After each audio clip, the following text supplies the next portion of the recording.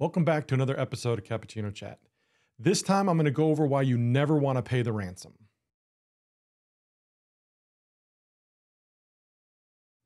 All right, so this time we're going over why you never want to pay the ransom if you were ever to get one, or even if a friend of yours gets one, kind of help them walk through this process. Now, not paying the ransom is the absolute right thing to do, and there's a number of reasons for that. One, there's no guarantee you're ever going to get your data back, even if you pay the ransom. Two, they're going to see you as someone willing to pay the ransom. So they're going to try to attack you or let other gangs know to attack you because you're willing to pay. So you never want to do that. And according to databreaches.net, something new that happened is the Alpha ransomware gang actually breached a company, Meridian Link, and stole some company data. Now, they asked for payment. Well, when Meridian didn't pay the ransom, the gang actually decided to turn them into the U.S. Security and Exchange Commissions because they fall under their rules and they have to report when there is a breach. And they were able to prove that they did, in fact, have some of their data. So now not paying the ransom is becoming an issue. So we really want to protect ourselves from being in that spot in the first place. Because even if you do have a great backup and you can restore your data and you're not worried about it, they can still turn you in. They can call the newspapers. They can call your clients if they've stolen that data and let them know that they've actually got their data. So basically they're going to rat you out because you didn't pay them.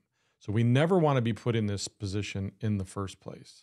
So what are some things that happens if you do get put in that position? Well, first off, you need to contact your cyber insurance provider. And hopefully you have one of those. Hopefully you have cyber insurance because they're going to dictate how things go and what order of things they go in.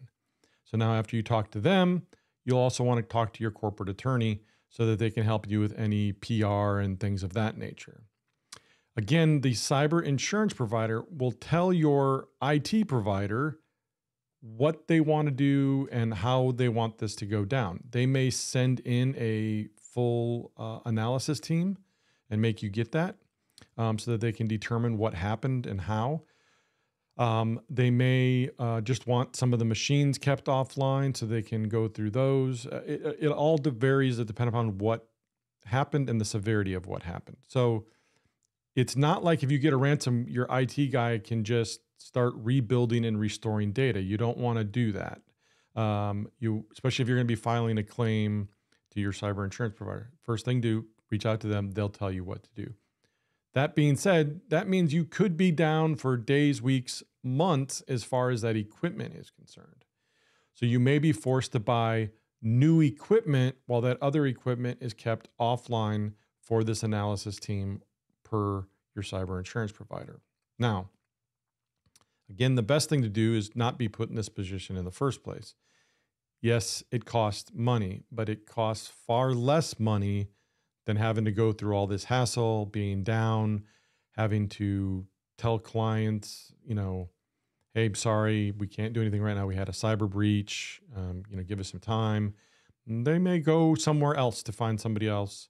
And especially if what kind of data you were storing for them, they may no longer feel comfortable with you and may leave you for one of your competitors. If your competitors find out this happened, they're probably going to take advantage of it and try to reach out to anybody that they know is one of your clients, or just reach out and send out mass mailers or emails to everybody in hopes of finding some of your clients. So we want to add multiple layers of protection to our business networks and even to our personal networks. The more we can stop before it even comes into the building, leave it on the internet, the better off we are. So we got to have that layer at the firewall and out to the internet. So that could be the best one I can recommend is cyber awareness training for your employees so that they don't click on anything, download anything, open attachments and those things to bring that information down into your network. So that's the first thing is start with the human layer and get them trained. And it's a constant training. It's not a once a year. It's not a one and done thing. I recommend at least quarterly on the cyber awareness training. Because again, if our employees don't do something to possibly put us in harm, we'll never be put in that position. Because again, these hackers aren't necessarily going to wake up and try to break into you. What they're going to do is send out mass emails, mass things in hopes somebody will let them know, hey, I'm here and I'm willing to click on this for you or open this for you and be a target. Then you're going to draw attention to yourself, right? So we don't want to draw that attention to yourself.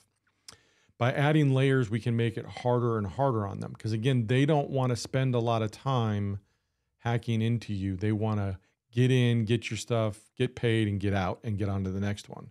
If we can make it harder on them, they will more than likely give up and go somewhere else. So again, we want to stop things outside. We want to have things like two-factor authentication, definitely on our email, because 99% of the attacks happen via email. Anything you do in the cloud, your banking account, HR, payroll, if you're running applications or servers in the cloud, all of those things should have two-factor authentication on it. And that's where you either use an app on your phone or it'll send you a text. Those types of devices are what you need to enable so that you can get that two-factor authentication going for those applications. Very, very important. The benefit of being in the cloud and having those things in the cloud is you can get to it from anywhere. The bad news is anybody can get to it from anywhere. All right, so we got to put that protection on there. Any kind of anti-spam, anti-phishing technology that's out there to try to limit the amount of that spam email, those phishing attempts where they try to get your employees and you to log into websites like Microsoft, like your bank, so on and so forth. If we can stop those again from ever coming to your inbox, coming in the building, the better protected you are. Now, we also want to make sure you have that business class firewall. You can't just go use a home router or something cheap you pick up at Best Buy and those kinds of things, right? You want to have web filtering, maybe some other protections on there, blocking stuff. VPN, if you need to remote into your office, definitely want VPN. You don't want to open up ports directly to your computers on the inside of the network. You also want to be careful of things like using GoToMyPC, TeamViewer, and those things without the added protections of like two-factor authentication and such, because some of those services have been breached and hacked themselves, and they can get your information by attacking those people. You also want to add extra layers on the devices themselves. Our clients know that we provide multiple layers of protection on the endpoints. You want to have a next-gen antivirus, not just a simple antivirus. You want to have maybe an EDR, which is an endpoint detection response, or an MDR, which is a managed version of that same protection levels where they go a step further and will actually mitigate things automatically for you. So those are some things.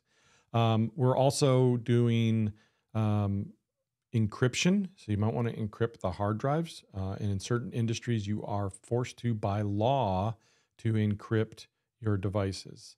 That way, if they're ever lost, stolen, and those types of things, the reporting is much different. You don't necessarily have to make a big deal of it, if you will. Zero trust is big. So we want to start making sure we can trust what's going on all the devices. So yes, your employee is trusted, but again, if they click on something, download something, it may try to install an application that you're not even aware of. That's not legit.